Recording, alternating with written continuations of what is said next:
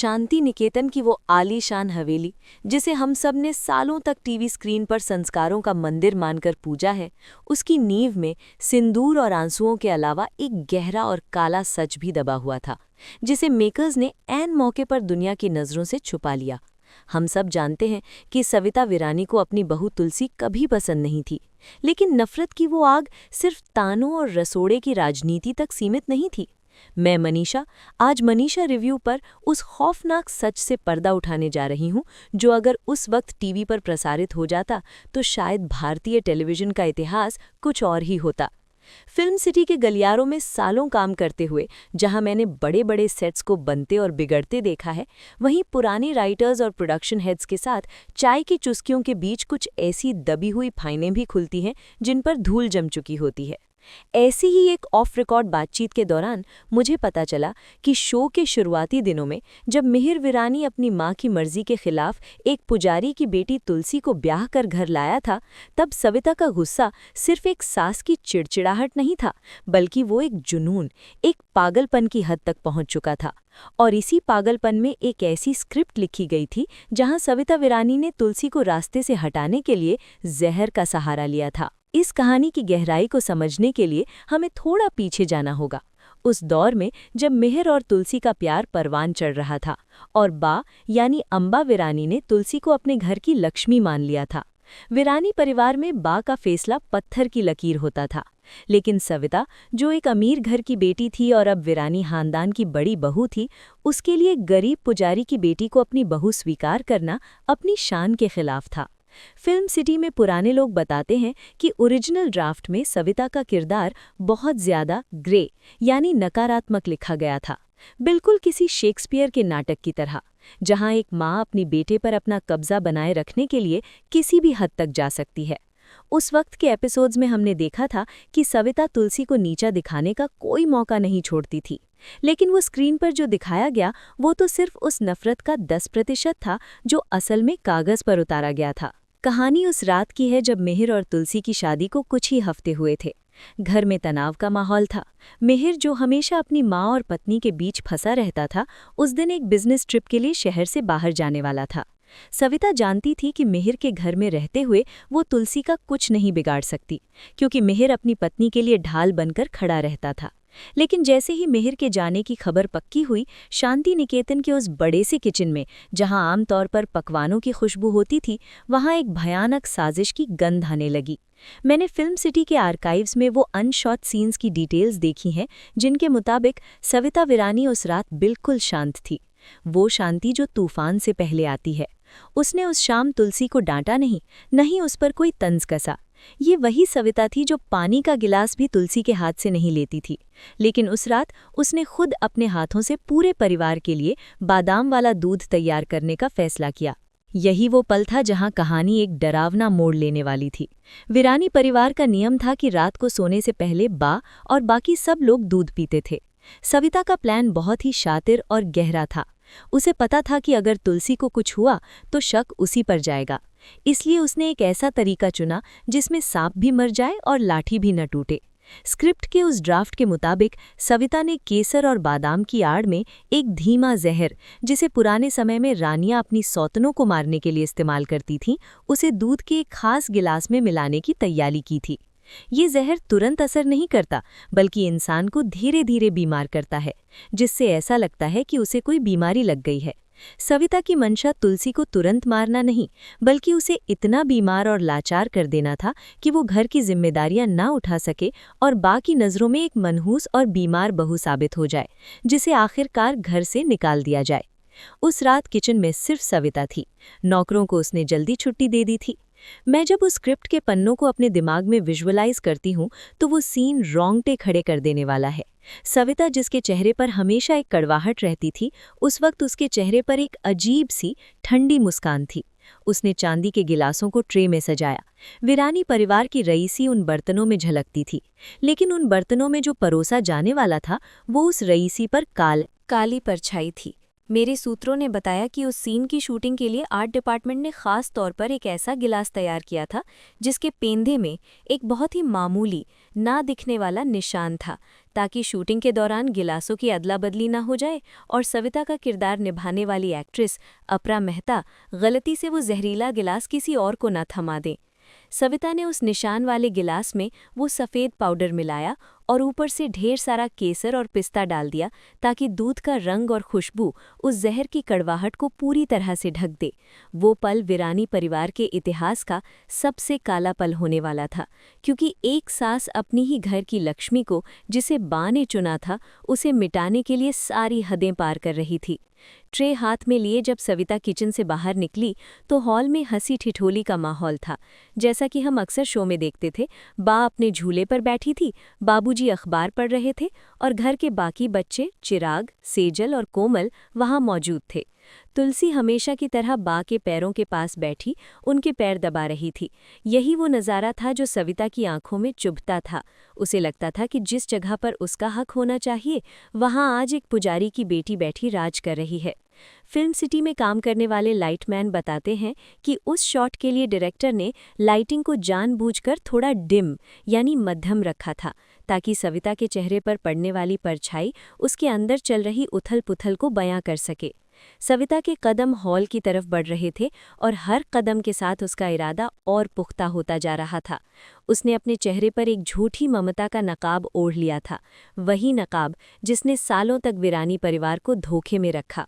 जैसे ही सविता हॉल में दाखिल हुई, सबकी नज़रें उस पर गईं। आमतौर पर सविता कभी अपने हाथ से रात का दूध नहीं लाती थी, ये काम मेहरी या खुद तुलसी करती थी।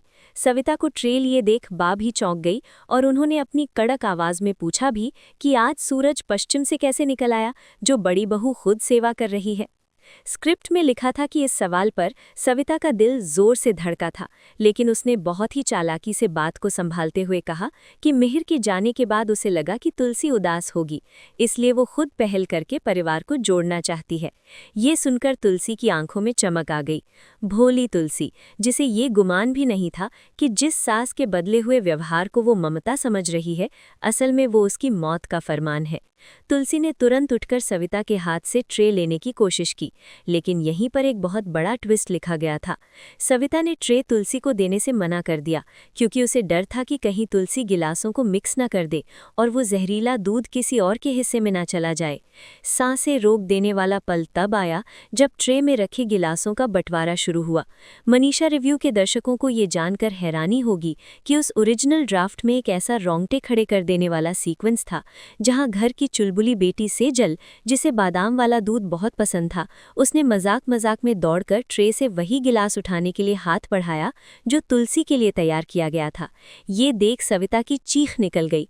उसने सेजल का हाथ इतनी जोर से झटका कि दूध का गिलास छलकते छलकते बचा। पूरा हॉल सन्न रह गया। सविता का वो आक्रामक रूप देखकर बा और बाबूजी हैरान थे। अपनी गलती को छुपाने के लिए सविता ने तुरंत बहाना बनाया कि वो गिलास खास तौर पर तुलसी के लिए है, क्योंकि उसमें उसने शगुन का केसर ज्यादा डाला है ताकि उसे बेटा हो। ये बहाना इतना सटीक था कि बा का गुस्सा शांत हो गया और उल्टे वो खुश हो गई कि सविता अब दादी बनने के सपने देख रही है। लेकिन मैं जानती हूँ, और अब आप भी जानते हैं, कि वो शगुन का केसर नहीं बल्कि मौत की पुड़िया थी। उस तनावपूर्ण पल की गुजरने के बाद सविता ने अपने कांपते हाथों से लेकिन चेहरे पर मुस्कान लिए वो खास गिलास तुलसी की तरफ बढ़ाया।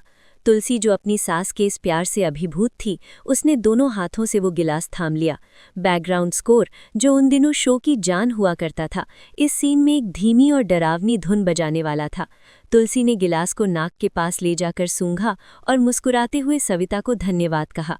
कैमरा उस वक्त तुलसी के चेहरे से हटकर सविता के चेहरे पर जूम होने वाला था, जहां पसीने की बूंदें साफ झलक रही थी। उसे यकीन नहीं हो रहा था कि उसका प्लान कामयाब होने वाला है।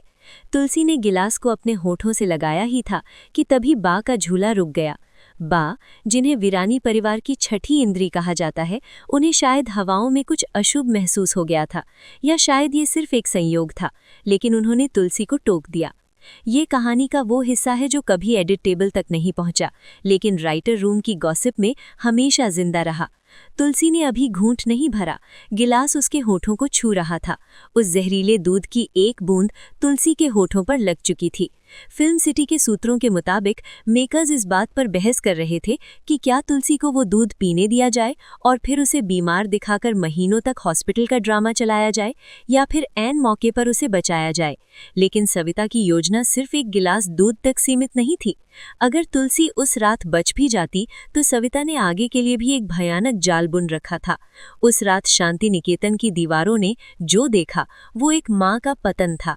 तुलसी ने जब वो गिलास होठों से नीचे किया और बाकी बात सुनने लगी तो सविता की सांसें अटक गईं। उसे डर था कि कहीं तुलसी दूध ठंडा होने के लिए रख ना दे और बाद में कोई बिल्ली या कोई और उसे पी ले, जिससे उसका भांडा फूट जाए। इसलिए सविता, जो अब अपने ही जाल में फंसती जा रही थी, उसने तुलसी से आग्रह किया कि वो दूध पी ले, क्योंकि ठंडा होने पर वो बेस्वाद हो जाएगा। सास का इतना आग्रह देख तुलसी ने फिर से गिलास उठाया और इस बार उसे रोकने वाला कोई नहीं था सिवाय तकदीर के। तुलसी ने गिलास उठाया। दूध की वो मलाईदार परत उसके होठों को छू चुकी थी। सविता की धड़कनें इतनी तेज थीं कि उसे लग रहा था मानो पूरा हॉल उसकी छाती की आवाज़ सुन लेगा। वो बस एक घूंट का इंतजार कर रही थी, जो तुलसी की जिंदगी और वीरानी परिवार के इतिहास को हमेशा के लिए बदल देता। लेकिन दोस्तों, कहते हैं ना कि जाको राखे साइयां, मार सके ना कोई। ठीक उसी पल जब मौत तुलसी के गले से नीचे उतरने ही वाली थी, शांति निकेतन के हॉल में टेलीफोन की वो पुरानी तेज घंटी गूंज उठी। ट्रिन ट्रिन ट्रिन ट्रिन।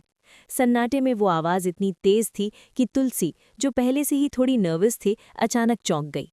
उसके हाथ कांपे और वो भारी चांदी का गिलास उसके हाथ से फिसल गया। छपाक!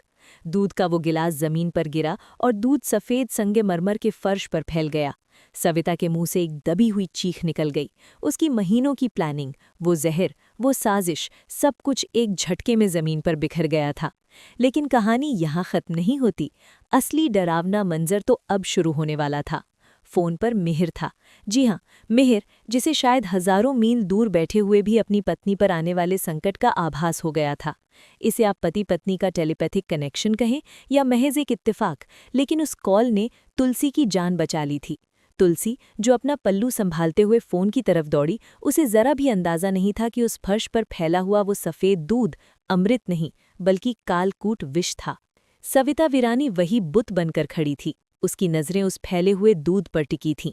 फिल्म सिटी के पुराने तकनीशियन बताते हैं कि उस शॉट में एक बहुत ही रोंगटे खड़े कर देने वाला डिटेल जोड़ा गया था। वीरानी परिवार का एक पालतू कुत्ता था, जिसे हम शो के शुरुआती एपिसोड्स में कभी कभार बैकग्राउंड में देखते थे। स्क्रिप्ट के मुताबिक वो कुत्ता दूध की खुशबू सूंघ कर वहां आ गया। सविता ने उसे रोकने की कोशिश की। वो चिल्लाना चाहती थी, लेकिन उसके गले से आवाज़ नहीं निकली, क्योंकि अगर वो चिल्लाती तो सबको शक हो जाता कि दूध में कुछ गड़बड़ है। उसकी आंखों के सामने उस बेजुबान जानवर ने उस जहरीले दूध को चाटना शुरू कर दिया। कैमरा सविता के चेहरे के डर और उस कुत्ते की मासूमियत के बीच कट टू कट चल रहा था। और फिर चंद ही पलों में वो हुआ जिसने सेट पर मौजूद हर शख्स को हिलाकर रख दिया था। दूध पीने के कुछ ही सेकंड बाद वो कुत्ता तड़पने लगा और देखते ही देखते शांत हो गया। हॉल में उस वक्त कोई नहीं था, क्योंकि बा अपने कमरे में चली गई थी और तुलसी फोन पर मिहिर से बात करने में मग्न थी। उसकी पीठ उस तरफ थी। सविता ने अपनी आंखों से उस मौत को देखा जो असल में तुलसी के लिए थी। उस पल सविता को पहली बार अपनी गलती का एहसास हुआ, या शायद उसे इस बात का डर लगा कि अगर ये राज खुल गया तो मिहिर उसे कभी माफ नहीं करेगा। एक माँ का प्यार जीत गया या एक अपराधी का डर, ये कहना मुश्किल है। लेकिन सविता ने बिजली की फुर्ती दिखाई। उसने तुरंत अपनी साड़ी के पल्लू से उस मरे हुए जानवर को ढका और उसे बागीचे के पिछले दरवाजे से बाहर फेंक आई। फिर उसने पागलों की तरह फर्श को साफ किया, इतना रगड़ा कि वहां दूध का एक कतरा तो क्या, उसकी महक भी बाकी ना रहे। जब तुलसी फोन रखकर वापस लौटी तो वहां न दूध था, न गिलास और न ही सविता। सिर्फ एक अजीब सी खामोशी थी। अब आप मनीषा रिव्यू के दर्शक सोच रहे होंगे कि अगर इतना ड्रामा शूट हुआ था तो ये टीवी पर दिखाया क्यों नहीं गया। यहीं पर आता है फिल्म सिटी का वो इनसाइडर सीक्रेट जो मुझे एक पुराने एडिटर ने बताया था। जब इस एपिसोड का रश प्रिंट चैनल के हेड और क्रिएटिव टीम ने देखा तो एक बहुत बड़ी मीटिंग बुलाई गई। मेकर्स को लगा कि अगर सविता को इतना बड़ा हत्यारा दिखा दिया गया तो वो एक विलन या वैम्प बन जाएगी, और भारतीय दर्शक एक माँ को, चाहे वो कितनी भी बुरी क्यों ना हो, एक हत्यारन के रूप में स्वीकार नहीं करेंगे। क्योंकि सास भी कभी बहू थी का ताना बाना रिश्तों की उलझनों पर था, क्राइम थ्रिलर पर नहीं। उन्हें डर था कि इस सीन के बाद सविता के किरदार की वापसी यानी रिडेम्पशन कभी संभव नहीं हो पाएगी और कहानी में आगे चलकर सविता और तुलसी के बीच सुलह होनी थी। इसलिए रातों रात फैसला लिया गया। उस पूरे सीन को कचरे के डिब्बे में डाल दिया गया और उसकी जगह वो हल्का फुल्का सीन शूट किया गया जो हमने टीवी पर देखा, जहां सविता सिर्फ तुलसी को ताने मारती है और रसोड़े में थोड़ी खटपट होती है। लेकिन दोस्तों जरा सोचिए, अगर वो सीन डिलीट ना हुआ होता तो क्या मेहर अपनी माँ को कभी माँ कह पाता? क्या तुलसी कभी सविता के पैर छू पाती? वो एक डिलीटेड सीन शो की पूरी दिशा बदल सकता था। वो कुत्ता जो उस दिन उस स्क्रिप्ट में मरा, उसने अनजाने में तुलसी को एक नई जिंदगी दी और वीरानी परिवार को टूटने से बचा लिया। आज भी जब मैं उस शो के पुराने एपिसोड्स देखती हूँ और सविता की आंखों में वो गुस्सा देखती हूँ, तो मुझे वो जहरीला दूध और वो अनकही कहानी याद आ जाती है जो कभी आप तक नहीं पहुँच पाई। ये थी क्योंकि सास भी कभी बहू थी कि वो डार्क थ्योरी जो साबित करती है कि शांति निकेतन की दीवारें जितनी सफ़ेद थीं, उनके पीछे के राज उतने ही काले थे। मैं हूं मनीषा और ये था मनीषा रिव्यू का एक और धमाकेदार और गहरा विश्लेषण। फिल्म सिटी के ऐसे ही दबे हुए राज, अनसुनी कहानियां और शॉकिंग थ्योरीज जानने के लिए मेरे चैनल को सब्सक्राइब करना ना भूलें। कमेंट्स में मुझे बताइए, क्या आपको लगता है कि सविता वीरानी असल में इतनी खतरनाक हो सकती थी या मेकर्स ने सीन डिलीट करके सही किया? आपकी राय का मुझे इंतजार रहेगा। तब तक के लिए सावधान रहें, क्योंकि टीवी पर जो दिखता है ज़रूरी नहीं कि सच वही हो। जय हिंद। मिलते हैं अगले वीडियो में एक और बड़े खुलासे के साथ।